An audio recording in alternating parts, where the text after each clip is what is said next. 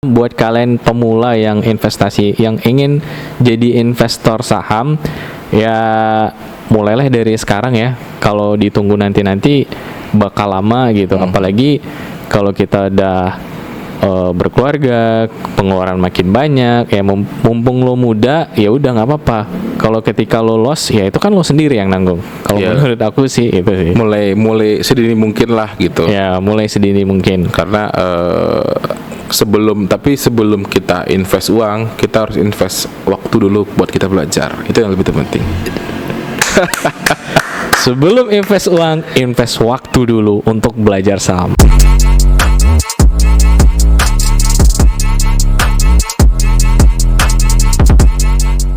Welcome back on AHP Vlog guys. Gimana kabar kalian semua? Sehat semua? Oke, jadi udah lama banget ya AHA Podcast itu nggak bikin video. Soalnya kemarin ya biasalah ada sedikit kerjaan yang nggak sempat buat video gitu. Nah, untuk kali ini kita kedatangan tamu seorang investor saham guys. Jadi kebetulan dia ini temen nongkrong juga.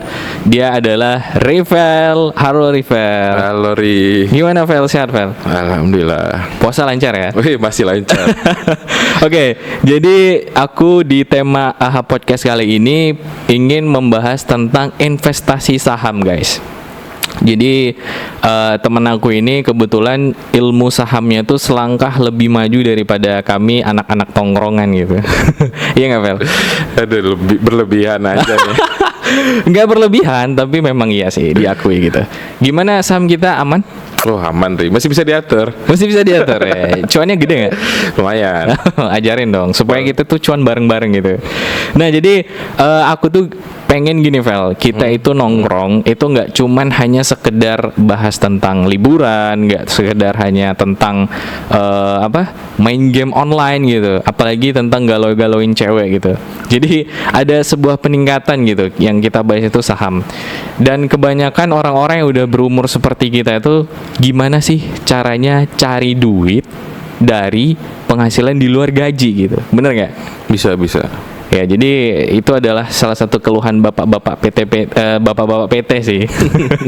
Oke, Vel, yang pertama, aku pengen tahu sih sebenarnya investasi saham itu menurut lo apa sih? Oke.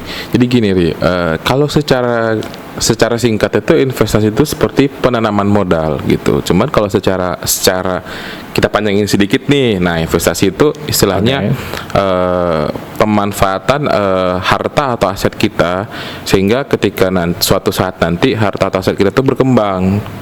Jadi nggak hanya stuck di sana aja gitu. Jadi terus berkembang. Makanya salah satu caranya dengan investasi gitu. Oke, jadi gitu ya, supaya harta kita itu berkembang. Harta atau aset kita lah. Oke, tapi bukan bunga kan? Bukan ya. Bedanya dengan bunga apa sih? Kan kita banyak nih debat-debat. Wah, saham itu haram. Saham itu haram sama seperti mengadu nasib gitu. Nggak jelas. Gimana menurut Rivel gitu? Oke, itu memang jujur dari dulu juga belajar juga banyak banget sih yang bilang bahwa wah saham itu haram, wah ini tuh nggak bisa itu, ini gila bla bla bla. Nah kemarin aku sempat ngikut beberapa kali seminar juga dengan OJK dan pihak-pihak yang berhubungan dengan syariah. Jadi secara simpelnya itu kenapa saham itu dikatakan haram? Nah itu karena pihak-pihak istilahnya kayak misalnya tradernya itu atau orang pelakunya ini tuh melakukan spekulatif gitu. Maksudnya spekulatif tuh kayak misalnya gini, itu sama kayak seperti judi Ri. Ngerti judi kan? Kayak ngerti. Kayak wah masukin angka sekian nih pasti jeblos nih, wah ini sekian nih ya gitu. Oh berarti itu tanpa didasari dengan ilmu saham gitu. Iya. Fundamental itu sendiri ya? Fundamental atau nanti teknikalnya itu sendiri gitu. Jadi berarti tanpa didasari ilmu, jadi itu seperti judi gitu ya? Benar, makanya dikatakan judi. Karena sekarang itu banyak sekali pelaku-pelaku itu yang kayak misalnya nih ada yang udah terkenal nih kan, terkenal dengan istilahnya toko saham tuh, dia cuma bilang beli, misalnya dia beli ini ya, tapi kan di si pelaku ini kan dia nggak, pas dia beli dia nggak tahu nih alasan dia kenapa dia pilih saham ini gitu. Nah itu yang bisa dikatakan spekulatif gitu. Oh begitu, oke deh. Jadi kalau yang aku tangkap nih ya, kalau bunga itu setiap tahunnya itu udah pasti membengkak gitu ya. Tapi kalau saham itu sifatnya fluktuatif, maksudnya itu naik turun gitu. Iya. Tergantung produk atau gimana dia memasarkan produknya gitu. Kalau misalkan dia laris atau laku, berarti kita juga ikutan kecipratan keuntungan gitu. Bener gitu nggak sih? Iya, mungkin dalam salah satu instrumennya ada sih yang seperti itu gitu. Oke, sedikit mengerti. Nah, ini aku kan bener-bener dari nol nih ya. Orang yang nggak ngerti saham lah. Maksudnya orang-orang awam yang pengen terjun ke dunia saham. Kalau sistem kerja saham itu sendiri, investor saham itu sendiri dalam dunia nyata itu gimana sih, Vel? Aku tuh harus ngerti sebelum aku tuh terjun ke digital gitu. Oke, kita analogikan simpelnya gini, Ri. Jadi misalnya nih si A ini mau buka usaha misalnya. Nah, misal atau dia mau buka martabak. Nah, martabak. Ya, dia butuh untuk bikin satu stand gitu, dia butuh misalnya 4 juta. Sementara modal yang dia punya baru 2 juta nih. Nah, tentu dia cari modal dong 2 juta lagi itu entah ke temannya atau tetangganya. Nah, dengan sebelum buka, nah misalnya dia ketemu tetangganya, terus dia bilang, nih saya pengen buka usaha martabak nih, tanam dong, investasiin dong ke saya sekitar 2 juta buat nambah modal saya gitu kan. Nanti kalau misalnya untung nanti kita bagi gitu. Oke, jadi yang aku tangkap gini ya. Umpama Rivel lah bikin martabak, terus ngajak aku nih. Iya. Yuk, aku kekurangan dana nih, 2 juta lagi gitu. Dia kan 4 juta. Oke, aku tanam. Aku kasih ke Rivel nih duit 4 juta untuk kekurangan modal yang tadi lah gitu. Terus. Jadi kalau misalnya rugi, kita tanggung bareng-bareng ya gitu. Misalnya entah itu martabaknya nggak laris atau ada resiko-resiko lain di luar hal itu gitu.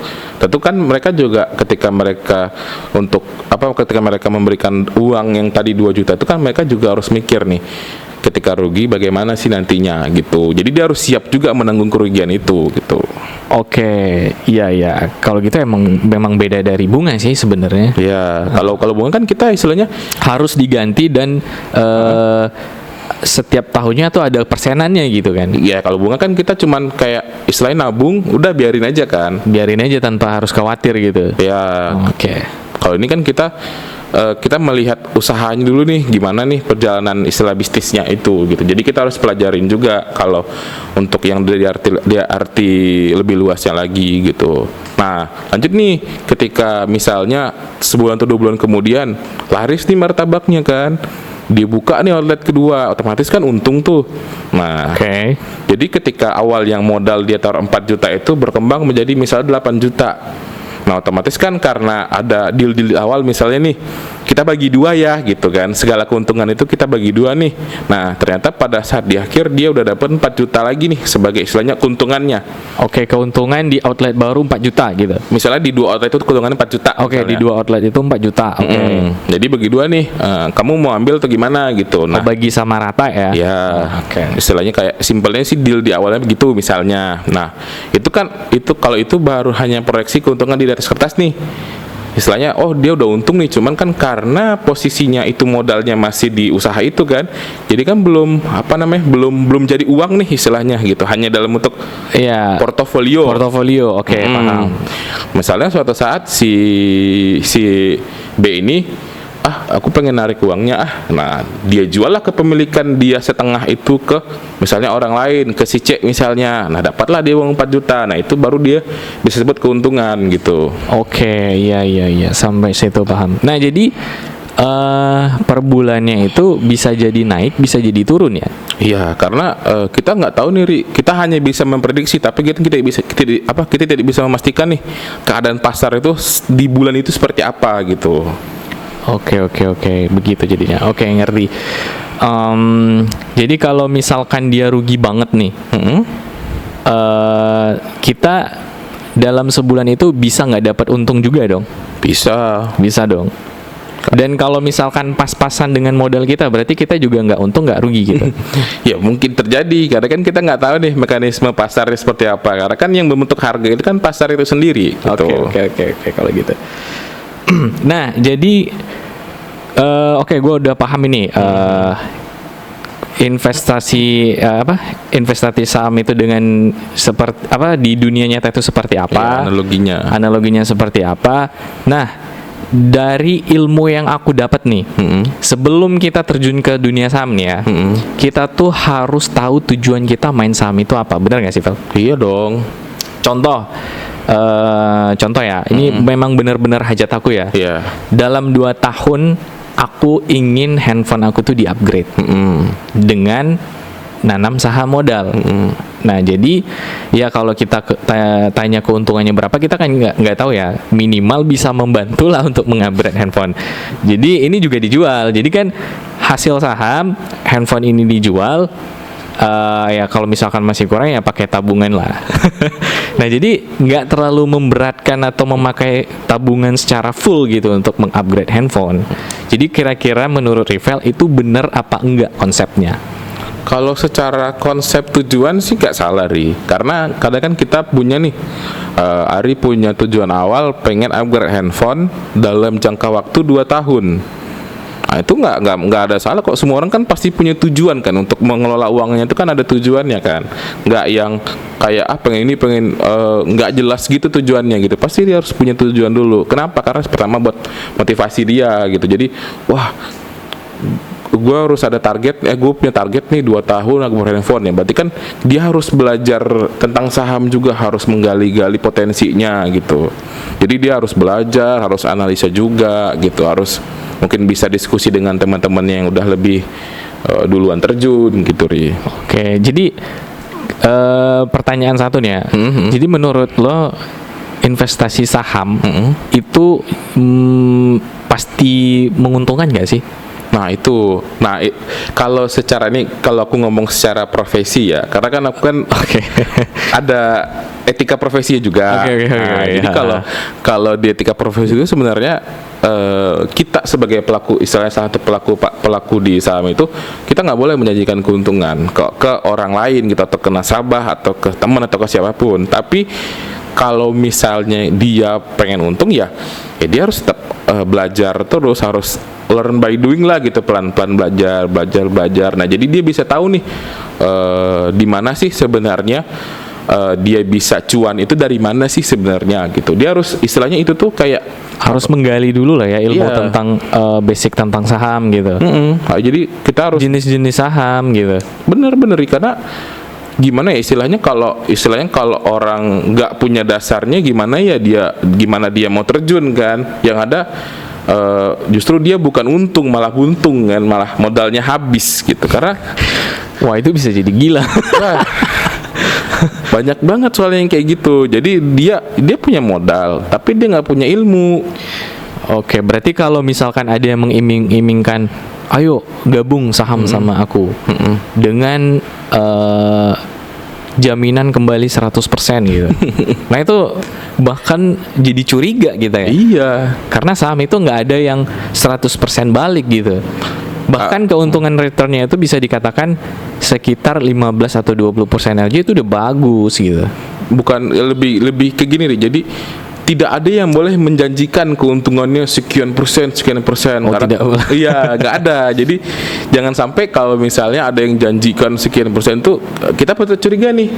Dia sebenarnya beneran ini nggak sih, atau mungkin dia ternyata investasinya di tempat yang lain atau sesuatu yang kita nggak tahu nih dia investasinya di mana. Jadi kita patut curiga kalau dia kayak gitu. Patut curiga itu jadi investasi bodong gitu. Bisa jadi. Karena banyak banget kan yang investasi bodong yang udah istilahnya udah dicekal sama OJK tuh udah banyak banget sebenarnya. Oke, jadi itu yang buat ingin mau terjun ke dunia saham yang basicnya belum ada sama sekali, hati-hati dengan janji-janji pengembalian saham 100% gitu. Itu Iya. it's nothing alias bodong guys. Nah oke, kita tadi udah ngerti nih investasi saham itu apa, konsep kerjanya gimana, terus apa tadi tujuan kita apa. Nah dan sekarang nih untuk platform itu sendiri apa sih yang sering digunakan atau yang populer gitu untuk platform. Kita mau aku mau saham, tapi di mana ya gitu. Oke. Nah, gini Ri.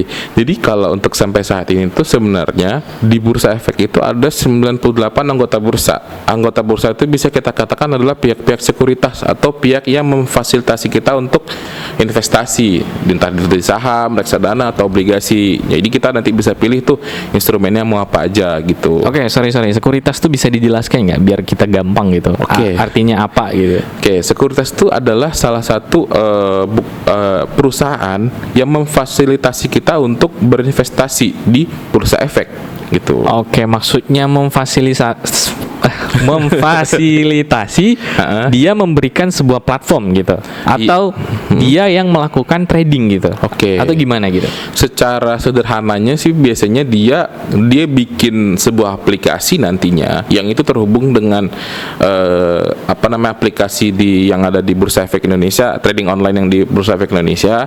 Nah, nanti kita bisa daftar lewat dia. Jadi untuk investasi itu bisa harus melewati sekuritas. Kita nggak bisa langsung dari misalnya kita pengen investasi, kita langsung ke Bursa Efek Indonesia nggak bisa. Jadi harus melalui pihak sekuritas ini yang memfasilitasinya gitu. Jadi nanti mungkin dia ngasih dia nanti kita daftar, terus nanti dia mungkin bisa ngasih dasarnya juga, bisa diskusi juga nanti sama pihak-pihak sekuritasnya. Oke, memudahkan investor untuk memilih saham lah ya. Pasti dia memberikan info, wah ini saham ini lagi bagus nih gitu. Atau memberikan masukan kalau jangan terlalu gegabah gitu. Bener gak sih? Iya, jadi biasanya sih dari pihak sekuritas tuh suka ngasih rekomendasi lah gitu. Iya, ngerti. Di dalam suatu aplikasi ya. Ya, jadi nanti di sana tuh bisa jelas lah kenapa sih dia rekomendasiin ini buat kita gitu. Jadi dia biasanya suka ngelampirin alasannya apa gitu. Oke, nah jadi itu tadi sekuritas. Oke, aku udah paham ya. Nah, kalau untuk platformnya sendiri nih yang sering digunakan atau yang lagi booming apa sih sekarang? Kalau lagi booming, ini boleh sebut merek nih? Boleh, kita nggak di endorse. Siapa tahu dengan disebut merek bakal di endorse. Oke, silakan aja. Kalau yang lagi rame itu yang ini Ri, yang waktu itu kalau nggak salah dia ngendorse artis Korea, Ajaib. Aja, gak kenal. Belum kenal, tahu ya nanti. Ajaib. Itu nama orang. Nama aplikasinya. Oh, nama aplikasi. Iya, Ajaib. Atau bisa juga kayak sekarang kan dari istilahnya contoh bank-bank BUMN itu kan punya dia juga punya sekuritas, kayak contohnya Mandiri Sekuritas atau BNI Sekuritas. Oke, iya, paham. Jadi udah banyak lah pihak-pihak ya, udah banyak lah sekuritas itu yang udah dikenal ke khalayak rame lah. Kalau yang dipakai rival sendiri apa? Aku sih pakai beberapa ya Ria. Wah, berarti bukan satu aplikasi doang nih? Iya, karena kan istilahnya aku juga butuh butuh pembanding lah gitu. Oh, emang beda-beda ya? Iya, beda karena tiap platform itu dari sisi. Maksudnya bedanya itu apa gitu dalam setiap platform itu? Apakah returnnya beda? Apakah cara mainnya beda? Apakah yang saham di situ beda-beda atau gimana? Oh, enggak. Kalau untuk secara teknis berhubungan dengan saham sih sama. Cuman paling bedain misalnya di di aplikasi A dia punya tools analisisnya sekian gitu. Misalnya terus di perusahaan B dia punya tools analisisnya beda gitu. Lebih ke kenyamanan masing-masing aja sebenarnya. Oke, berarti dari segi informasi lah ya. Oh, oke. Dan apa? Ya tadi kenyamanan, gimana dia dikasih informasi. Iya, benar. Bahkan data keuangan perusahaan ada di aplikasi itu, Di? Ada. Karena kan kalau ketika misalnya sebuah perusahaan ingin go public atau ingin melantai di bursa, itu dia harus keterbukaan informasi. Jadi kayak laporan keuangannya dia, laporan triwulannya dia itu biasanya udah open gitu. Jadi kita juga bisa download, kita juga bisa lihat di aplikasi sekuritas juga gitu. Oke. Jadi apa tadi yang dipakai Lovel? Aku tiga-tiganya nggak apa-apa, sebutin aja. Aku pakai Mirai Asset, terus BNI Sekuritas, sama satu lagi itu RHB Sekuritas. RHB, oke. Ada yang rekomendasiin aku sih, katanya IPAT bagus tuh gitu. Gampang tuh mainnya. Dan itu untuk modal pertama nggak tinggi gitu. Bener gak sih? IPOT bagus kok, dan itu juga istilahnya dia masuk salah satu dari 3 besar transaksinya yang harian gitu. Jadi aku rasa juga nggak masalah. Nggak masalah ya. Nah, rencana aku tuh mau di situ gitu. Jadi bagus lah ya. Boleh kok. Ada temen yang pakai juga kan itu IPOT. Oh, temen tongkrongan kita. Iya. Ada itu si Rahim sama si Bayu. Iya, dia juga pakai. Oke, ntar kita nongkrong, gua udah punya saham gitu. Gua udah invest saham gitu. Boleh. Ntar tunggu ya. Oke, platform udah gua pilih nih. Oke, nah sekarang gua udah di dalamnya nih, di dalam platform nih. Yang gua bingung adalah jenis-jenis dari investasi saham itu apa sih? Oke. Ada yang bilang trading itu beda gitu. Ada yang investasi jangka panjang itu beda gitu. Bedanya apa gitu? Oke, jadi gini Ri. Investasi itu sebenarnya itu lebih kayak ke, kalau menurut aku itu lebih ke gaya dia aja gitu. Jadi gaya sama tujuannya dia. Misalnya investor itu atau investasi itu, investor itu pelakunya, investasi itu kegiatannya. Iya, oke. Nah, itu biasanya jangka waktunya lebih lama, bisa dari 3 tahun sampai di atas 3 tahunan lah biasanya. Itu untuk yang mana yang jangkanya lebih lama? Untuk yang investasi itu, atau dia namanya long term. Investasi jangka panjang gitu. Oke. Jadi dia biasanya beli hari ini, ya udah dia nggak akan jarang ngecek lagi. Oke, nggak terlalu meduliin lah gitu ya.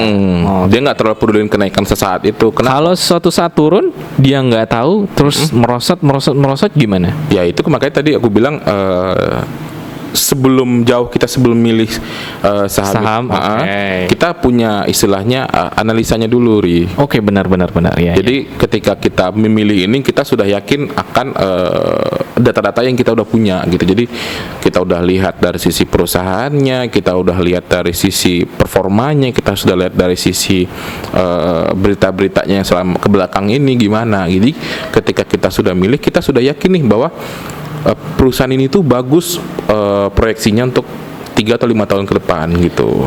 Oke, untuk investasi jangka panjang nih yang kita bahas tadi, itu kenaikan sahamnya itu per bulan kah atau per tahun kah gitu? Kalau untuk saham sendiri itu kan dia pasti akan bergerak terus ya, walaupun per detik pun dia akan bergerak kan. Oke, paham. Berarti jadi, per detik pun bisa berubah? Bisa berubah. Nggak mesti per bulan, per tahun gitu? Nggak mesti.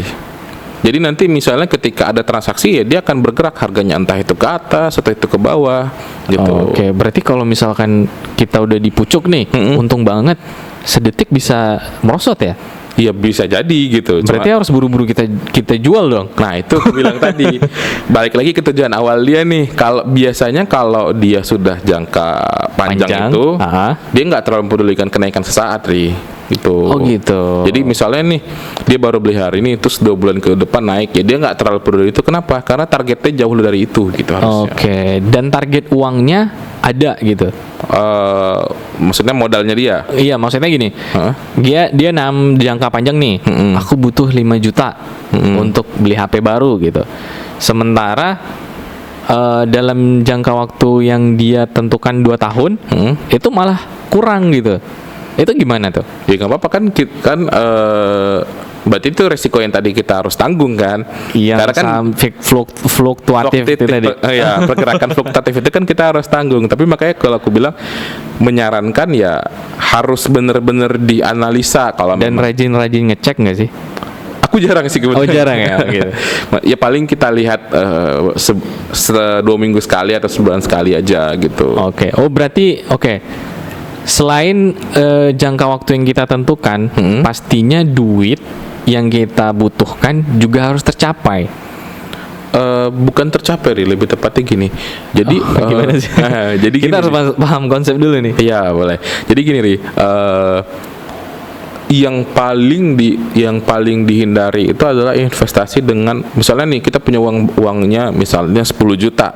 Tapi 10 juta itu kita buat bayar misalnya angsuran kredit, misalnya buat bayar kebutuhan harian, terus misalnya buat bayar kontrakan. Nah, itu uang-uang yang seperti itu sebaiknya dihindari gitu. Jadi memang benar-benar pakai uang uang dingin yang memang kita belum butuhkan uang itu gitu. Oh gitu. Jadi bukan duit yang untuk kebutuhan sehari-hari lah ya. Iya.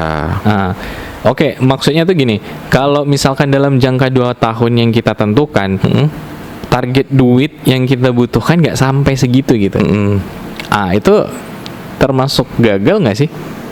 Umpama 2 tahun, gue butuh 5 juta untuk ganti handphone. Ternyata 2 tahun itu cuma 4 juta gitu. Apakah kita mau, gue terusin lagi sampai 5 juta gitu. Apakah 2 tahun itu, cukup 4 juta aja cukup kita ambil gitu. Nah itu gimana menurut lo? Oke, jadi kalau misalnya nih, misalnya hari kan tadi target 2 tahun misalnya. Iya betul. Ternyata cuma 4 juta. Nah, ternyata 4 juta.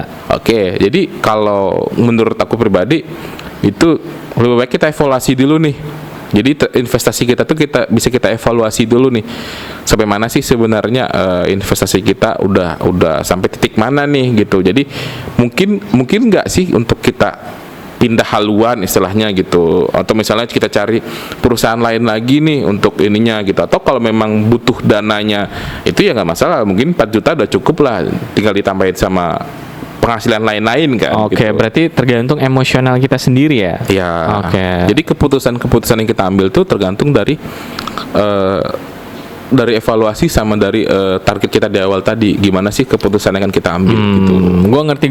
Berarti lo bilang ada banyak cara untuk sampai ke 5 juta dengan cara 4 juta cukup lo jual, terus lo nanam di saham yang lain gitu. Kalau memang dirasakan ingin tambah waktu lah, extra time lah kalau di bola kan.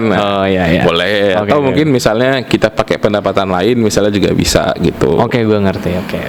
Kalau menurut aku ya 4 juta 2 tahun ya cukup lah, gue enough lah gitu. Kayaknya ini udah jauh lebih mendekati target sih. Kan nggak ada yang 100% sempurna gitu.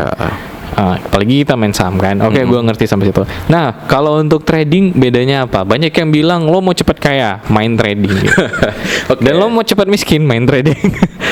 Ada yang bilang high risk, high return. Ya, bener. Itu bener banget itu, Ri. Kenapa? Karena coba gimana coba? Jadi semakin tinggi resiko yang kita akan terima, ya kan semakin tinggi juga pendapatan yang akan kita terima gitu. Kenapa? Karena kayak misalnya nih, contoh trading itu, kalau trading itu biasanya itu ada jangka waktunya kan. Sama kayak yang untuk investasi tadi. Kalau trading itu biasanya ada yang bulanan, ada yang mingguan, harian, bahkan menit gitu. Jadi tergantung dari, kalau itu kita balik lagi ke gaya dia, gimana sih gaya dia bakal trading gitu, dan apakah ketika misalnya dia trading dengan jangka waktu segitu sudah sesuai nggak sih dengan target dia tentukan di awal tadi gitu. Berarti kalau secara konsep gimana? Sama nggak kayak investasi jangka panjang, ditaruh duit ya bodo amat gitu? Biasanya sih orang-orang kalau di trading itu kan selain dari capital gain, biasanya dia juga dapat dari dividen kan. Apa tuh?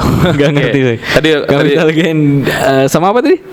Dividen apa tuh? Mungkin aku lupa jelasin sebentar. Jadi capital gain itu merupakan selisih dari nilai saham yang kita beli dengan pada saat kita jual nanti. Selisih yang kita beli sama yang kita jual ketika nanti kita jual. Nah itu namanya, jadi misalnya tadi kan misalnya ditaruh 2 juta jadi 4 juta. Nah 2 jutanya itulah yang namanya capital gain gitu. Nah biasanya kalau dividen itu biasanya pembagian keuntungan sebuah perusahaan.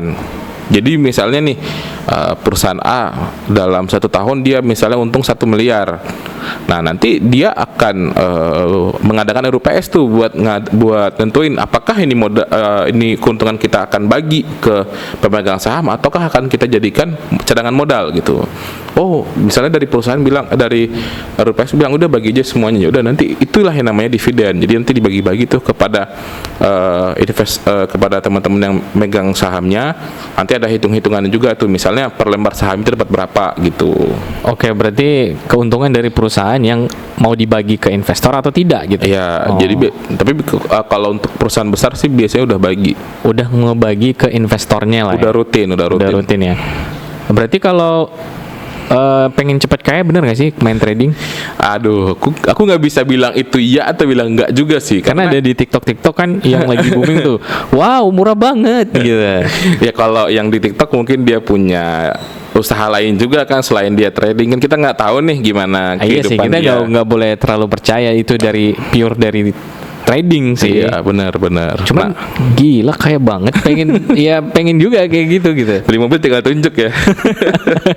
Oke, lanjutin yang trading tadi. Oke, sip. Nah, jadi biasanya orang tipikal trading ini dia yang lihat nih, dia nggak terlalu peduli jangka panjang, tapi dia hanya lihat nih, biasanya apakah misalnya dia udah target dulu di awal nih, terus dia juga lihat nih kondisi perusahaan gimana nih dalam jangka waktu dekat ini, sama kadang juga ngelihat nih kondisi ekonomi di negara itu gimana gitu. Jadi dia nggak terlalu peduli dengan jangka waktu jauh yang misalnya 5 tahun, tapi dia lebih pedulinya gimana nih dalam jangka waktu dekat ini harga sahamnya naik gitu. Jadi dia pasti sudah menganalisa dari data-data itu gitu biasanya. Oke, berarti dia pengen nganalisa lebih cepat kapan saham ini naik gitu ya. Biasanya Ketika ya. udah naik dia ngejual gitu. Ya nanti kan sebelum dia naik kan biasanya dia beli dulu nih di bawah istilahnya gitu. Misalnya dia udah nentuin nih perusahaan ini setelah dianalisa secara teknikal, misalnya kayak newsnya bagus, terus ada berita-beritanya juga misalnya ada positif lah gitu kan, terus dari sisi chartnya dia harganya lagi bagus, misalnya lagi di bawah harga tinggi sebelumnya, terus misalnya dari perusahaan kondisinya lagi bagus, terus dari kondisi perekonomian negaranya juga lagi istilahnya lagi positif juga gitu. Nah itu kan ya biasanya dibeli misalnya kayak dibeli misalnya di 150. Nah, nanti kan target dia punya target sendiri nih kan sebelum dia Sama beli. kayak investasi jangka panjang tadi lah ya. Ya, tetap duit ada. yang kita butuhkan berapa gitu. Tetap dia punya ada targetnya, target maksimalnya berapa. Misalnya dia beli 150 tadi kan. Nah, dia mau target di jangka waktu seminggu ke depan misalnya 200 nih. Nah, ternyata nggak nyampe 180. Nah, biasanya sih kalau trader itu dia akan tetap langsung jual sih, karena dia sesuai targetnya aja gitu, target jangka waktunya. Oh, berarti bisa dibilang yang membedakan investasi saham jangka panjang sama trading adalah waktu untuk menjual saham ketika untung gitu. Ya, waktu aktivitasnya itu. Waktu Jadi aktivitas. kalau biasanya investasi atau investasi jangka panjang itu biasanya dia beli terus akan jual di kemudian hari. Kalau trader ini atau trading ini dia beli hari ini, bisa jadi dijual besok atau bisa jadi dijual sore ini juga bisa. Oke, ya, aku udah bisa bedain investasi jangka panjang sama trading tadi ya. Nah, sekarang untuk aku pemula nih, bagusnya aku ngedeposit uang itu berapa dulu nih untuk pemula? Oke, Ri, oke. Gue minta saham, gue minta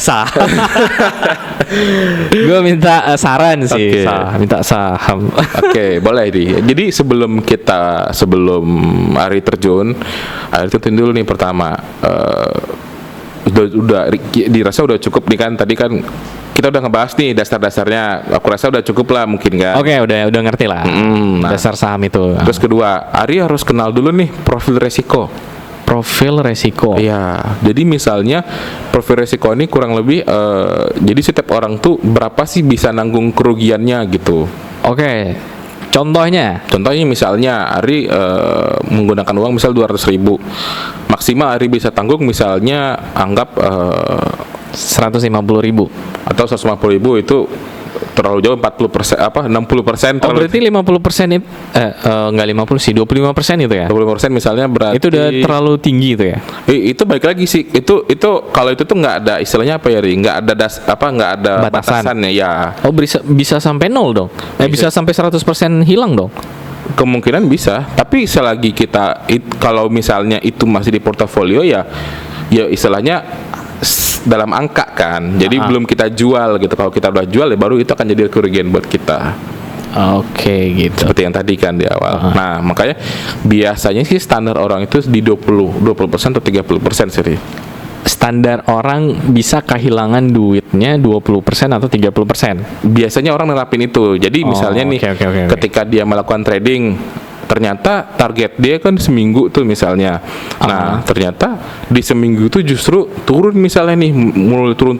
Nah, biasanya dia akan batasin, misal udahlah gue cuma rugi mau 30%, ya udah. Jadi mau nggak mau dia akan jual gitu. Karena khawatir akan jauh lebih di bawah itu. Turun gitu. Oh gitu. Akan turun jauh di bawah itu gitu. Kalau itu istilahnya nama cut loss. Jadi dia memotong kerugiannya dia gitu, jadi nggak mau lebih dalam lagi gitu. Oke, ya ngerti sih. Jadi berapa nih? Ya makanya tergantung dari Ari berapa tergantung modal. Berapa modal yang mampu berapa lu bersedia mampu kehilangan deposit lo gitu. Kehilangan istilahnya pahit-pahitnya kehilangan modal lah gitu kan ya. Kehilangan modal, oke, anggaplah 300.000 nih ya. Aku pengen nanam 300.000. Nah, untuk memilih saham dengan duit 300.000 itu gimana itu, Vel? Oke, jadi kalau sekarang sih untuk fraksi harga, untuk harga-harga kan udah banyak banget ya, bahkan dari 50 perak per lembar udah ada nih kan. Nah, jadi kita tinggal, kalau bahasanya itu screening aja. Jadi biasanya kita tentuin dulu nih, karena misalnya target kita kan 300.000 nih. Nah, kita cari dulu perusahaan mana nih yang harganya kira-kira berarti ya mungkin harga per lembarnya sekitar 1.000 lah. 1.000 berarti kan 100.000 tuh. 100.000 atau 1.500 lah, itu masih masuk kan. Nah, jadi kita tentu dulu, di screening dulu nih. Oh, ada beberapa perusahaan nih. Nah, berarti kan setelah kita cek ada beberapa perusahaan, nah kita pastiin lagi ke diri kita nih. Udah kita screening nih awalnya kan, screening awal. Kita mau lihat lebih dalam nih. Cuman sebelum kita lebih dalam, kita pastiin dulu diri kita nih. Ini 300.000 bakal untuk jangka panjang kah atau jangka pendek, atau kita mau trading gitu. Tapi kalau untuk pemula sih aku saranin lebih baik di jangka panjang. Lebih ya, misalnya kayak setahun atau 6 bulan dulu. Gitu. Iya sih, aku mikirnya gitu sih. Paling enggak yang harian atau bulanan, karena lebih beresiko kayak gitu. Lebih beresiko ya. Dan gampang frustasi juga tuh kalau pemula itu. Iya, karena gimana sih kita ngontrol emosi kita? Ini merah. Tuh, jadi screening kita akan lebih kita akan lebih selektif lah dalam memilihnya gitu. Oke, katakanlah saham A nih. Gue udah milih saham A. Berarti yang harus gue pertimbangkan itu apa gitu? Oke, misalnya ketika analisa segala macam udah selesai, ya udah kita tinggal beli aja gitu. Contoh analisanya gimana nih? Jadi gini, di saham itu ada secara garis besar itu ada 2 analisa, ya, teknikal sama fundamental. Oke, teknikal dan fundamental. Oke, ya. Nah, yang mana dulu nih? Yang fundamental. Fundamental boleh. Fundamental itu dia lebih kayak ke kinerja perusahaannya gitu. Kita bisa dilihat dari laporan keuangannya, kita bisa lihat dari si perusahaan itu sendiri, kondisi perusahaan itu. Oke, nah orang-orang banyak bilang kan lihat kondisi keuangannya. Gua aja nggak ngerti gimana lihat kondisi keuangan perusahaan segitu banyak gitu. Makanya itulah pentingnya kadang kita punya istilahnya, kalau untuk sekuritas sekarang tuh biasanya marketingnya udah banyak sih yang mau bantu nasabahnya gitu. Kalau kebingungan gitu ya. Jadi kita istilahnya bisa konsul lah gitu. Oke. Jadi pelan-pelan nih belajarnya. Oh, berarti fundamental kita harus tahu apa aja nih kunci-kuncinya gitu, kayak misalnya ROE segala macamnya kita harus tahu juga. Wah, gitu. Itu nanti di pembahasan yang berat gitu. ROE gue gak ngerti gitu ya. Nah, oke, jadi kita udah tahu fundamentalnya nih. Di mana kita biasanya dapat laporan keuangannya gitu. Apakah di website, apakah di platform yang kita mainkan itu, atau gimana? Kalau untuk kalau angka data lebih simpelnya harusnya di aplikasi udah ada. Aplikasi udah ada ya. Selalu memberikan info saham yang kita ambil keuangannya. Kita bisa browsing kok, misalnya perusahaan A, kita bisa lihat nih, kita bisa cek dulu yang laporan keuangannya gimana sih untuk misalnya kuartal sekarang gitu. Harusnya udah tersedia ya. Harusnya udah tersedia ya. Udah, ini bulan April, harusnya sih bulan April ini udah masuk nih untuk kuartal Januari, Februari, Maret harusnya udah masuk. Ketika kita lihat laporan keuangan perusahaan A, utang sekian miliar, wah, jual nih. Itu udah indikator menurut aku sih indikator yang kurang bagus kan. Kenapa? Karena ya hutang dia aja udah banyak gitu, sementara keuntungannya tidak lebih dari hutang. Nah, itu gimana cara dia nutupin hutangnya nanti kan? Nah, itu kan akan jadi tanda tanya buat kita. Nah, itu. Oke. Itu salah satu contohnya. Gitu. Oke. Berarti fundamental hanya melihat keuangan itu. Bisa melihat keuangan, terus bisa juga kita lihat dari istilah pihak manajemennya juga bisa. pihak manajemen, maksudnya Misalnya dari yang pengelolaan perusahaannya kepemimpinannya siapa gitu. boleh juga, bisa juga. Nggak kenal gue. Gimana orangnya nggak kenal gue. Ya paling nggak mungkin namanya yang sering kita dengar juga mungkin ada gitu kan, atau bisa lihat juga Dari wajahnya, wah ini kayaknya ini koruptor nih. Wah, terus dari ininya, dari news yang pernah kita baca gitu, apakah ini perusahaan bagus nggak sih untuk 3 tahun atau 5 tahun ke belakang gitu.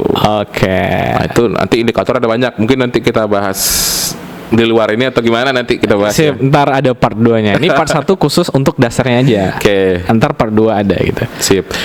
Lanjut lagi yang untuk teknikal. Oke, itu. teknikal apa itu? Nah teknikal tuh dia itu ada istilahnya, biasanya yang di teknikal ini yang dipakai untuk trader sih biasanya. Oke. Jadi di teknikalnya ada banyak banget, ada sekitar 16 tools yang bisa digunakan untuk analisis harga sahamnya gitu. 16 tools. Oh iya, ada 16 tools. Ada MACD, apa lagi ya? Aku nggak terlalu, Fibonacci, ada Stop. Iya. Nggak ngerti gue. Jadi ada Ntar diperdalam gitu. Boleh, secara boleh. teknikal. Tapi ada yang bilang kalau gini, kalau lo mau pilih saham, pilih yang deket-deket dulu dan lo yang kenal gitu, kayak barang-barang yang sering lo gunakan gitu. Contoh, lo sering makan Indomie. Iya. Lah berarti kan ini perusahaan ini selalu dikonsumsi masyarakat gitu, produknya gitu. Ya lo sendiri aja make, kenapa lo nggak mau nanam saham gitu? Bener nggak sih kayak gitu? Oh iya dong. Berarti kan ketika kita tahu produknya, kita pakai produknya, berarti kan secara tidak langsung kita mengenal nih perusahaan nih, dan perusahaan ini, oh nih perusahaan ini juga bagus, ternyata dikenal di halayak luas juga gitu.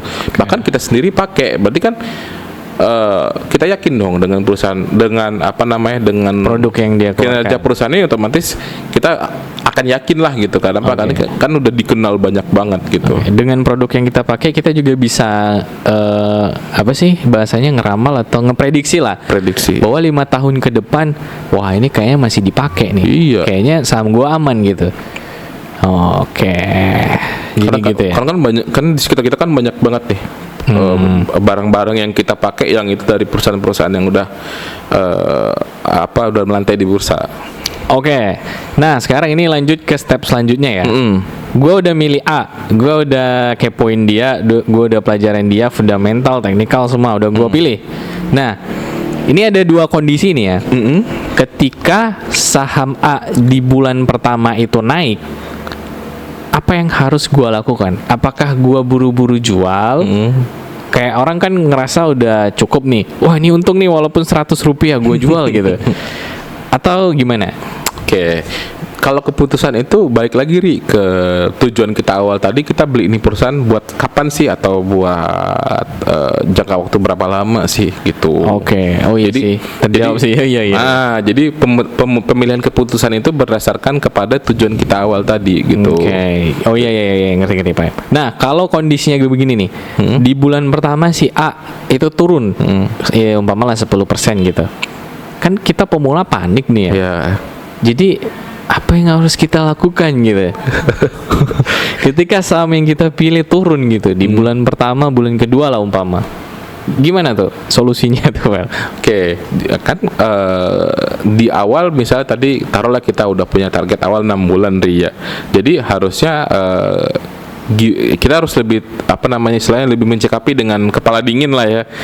Ya walaupun memang itu uang kita, cuman kan kita lebih nyikapi kepala dingin. Kenapa? Karena kan di awal sebelum kita beli, kita udah punya istilahnya udah pegang data nih, dan menurut data ini bahwa proyeksinya bagus nih ke depan. Jadi ya tidak ada salahnya kita, kalau umpama turun sebentar ya kita nggak usah khawatir lah ya. Ya, Oke, terjawab sih. Jadi kita lebih jangan emosi lah gitu ya. Oke, kontrol emosi. Kontrol emosi, benar. Nah, ketika turun nih ya di bulan pertama kedua, pasti kan kita pengen, wah, gue kayaknya mau nambah slot lagi nih. Gue cari saham lain lah supaya nggak terlalu memikirkan yang turun ini. Itu gimana, Fer? Oke, nah itu pernyataan bagus juga tuh, Ri. Kenapa? Bagus ya. Iya. Sering dilakukan ya oleh pemula ya. Biasanya. Jadi gini, Ri.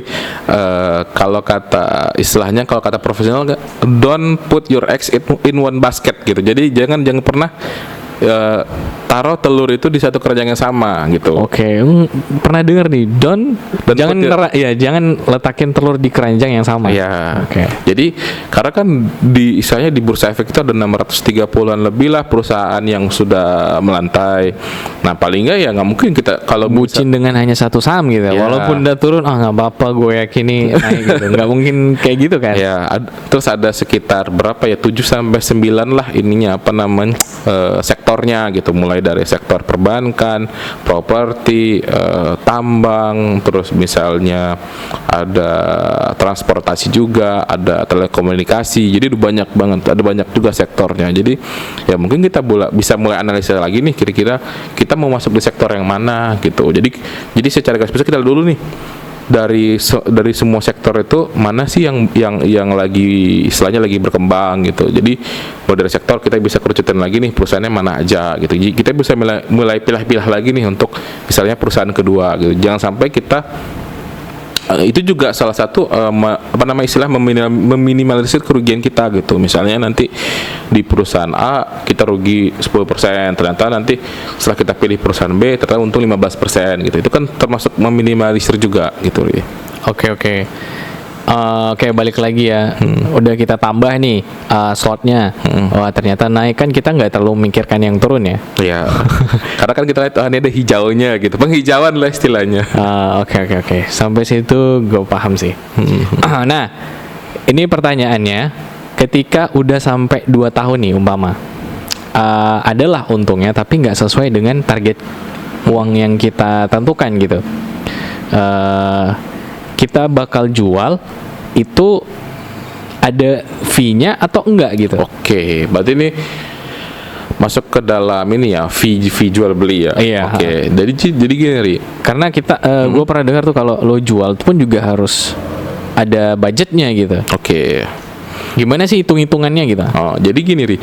Jadi setiap transaksi jual beli di pasar modal khususnya saham itu ada fee. Nah fee itu bergantung dari pihak sekuritas gitu. Jadi ada yang misalnya fee jualnya 0,35, fee belinya 0,25, atau misalnya ada yang 0,38, 0,28. Oh, berarti nggak tetap ya? Nggak seragam gitu. Setiap saham setiap apa namanya? Setiap perusahaan sekuritas itu beda-beda fee-nya biasanya. Beda-beda ya. Oke.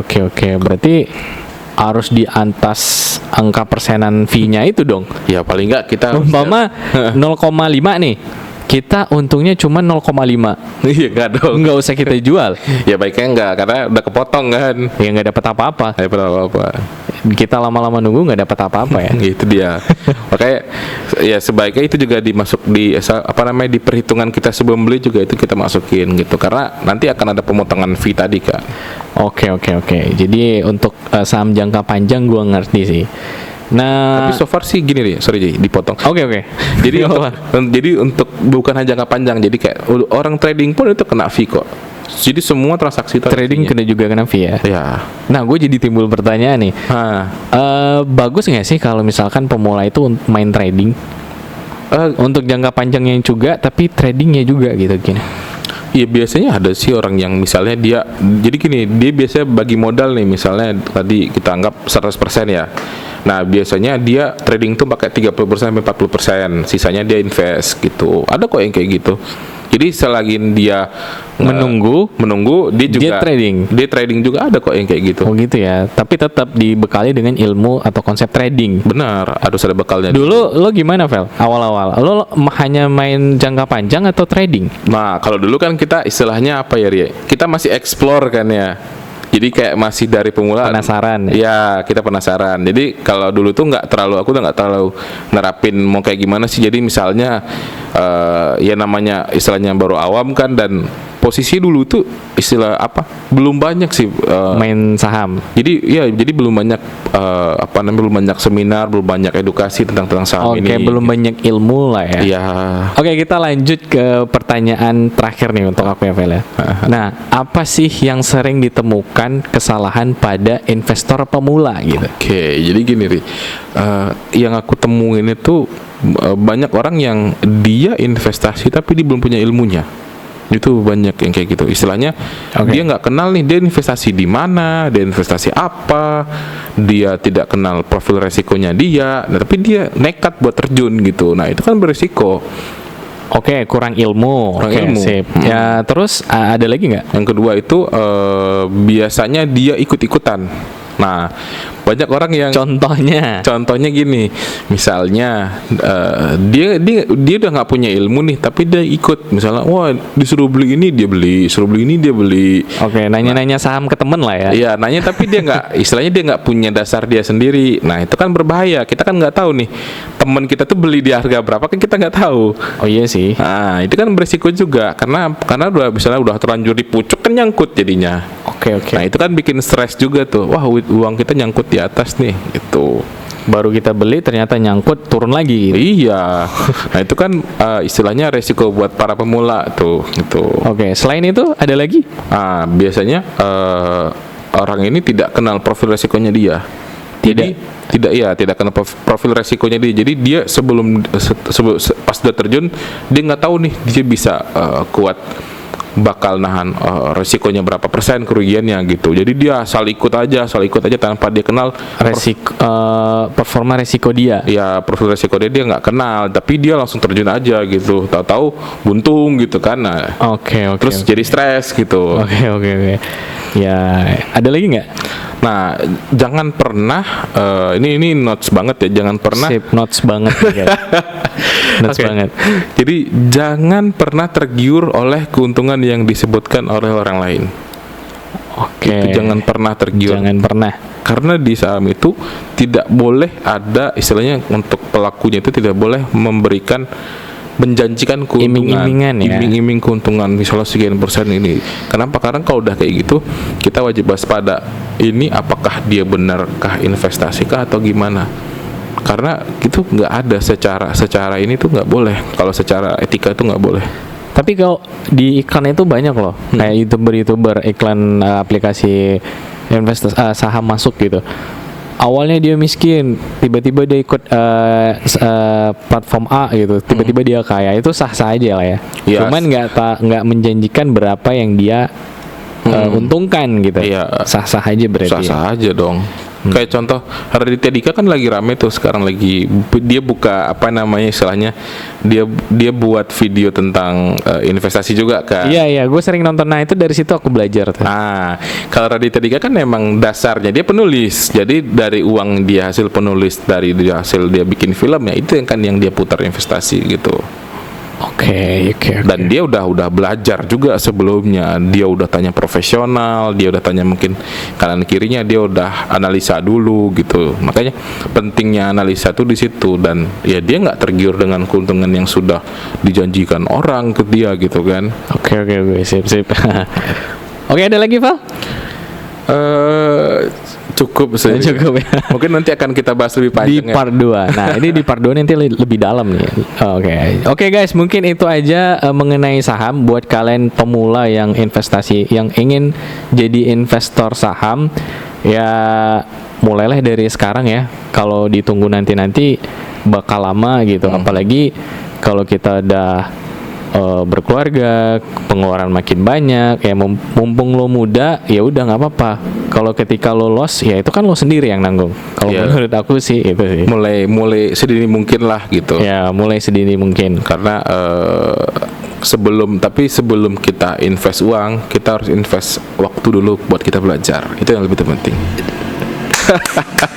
Sebelum invest uang, invest waktu dulu untuk belajar saham. Oke, thank you guys. Thank you Revel sudah datang di AHA Podcast. Terima kasih, ilmunya bermanfaat banget. Ntar di part 2 datang lagi ya untuk ngobrol-ngobrol. Boleh. Oke guys, jangan lupa untuk like, comment, dan subscribe video ini. Jangan lupa tonton terus AHA Podcast. See you guys, bye-bye.